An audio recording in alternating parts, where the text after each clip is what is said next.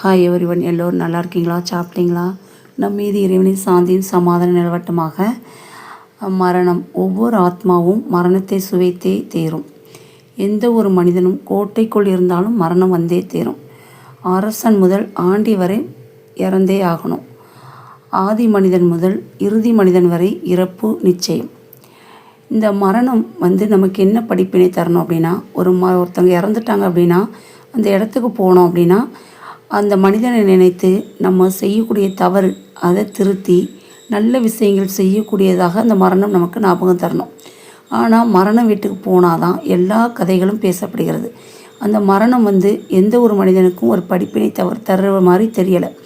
ஏன் அப்படின்னா அவங்க செய்யக்கூடிய தவறிலிருந்து தன்னை திருத்தி கொள்ளக்கூடியதான் அந்த மரண சிந்தனையாவது ஏற்படணும். ஆனால் அந்த எந்த ஒரு மனிதனும் இன்றைக்கி மரண சிந்தனை ஏற்படுற மாதிரி இல்லை.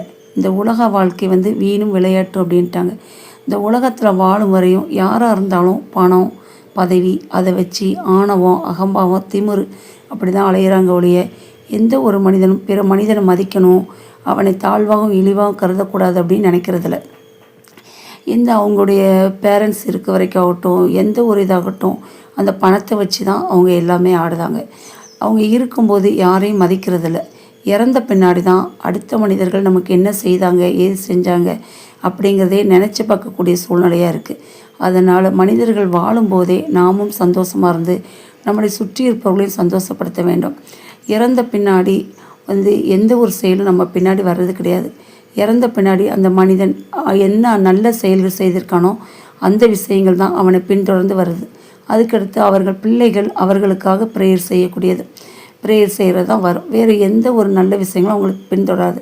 அப்போ அப்படிப்பட்ட போது நம்ம வாழும்போதே எல்லோரையும் வாழ வைக்கணும்.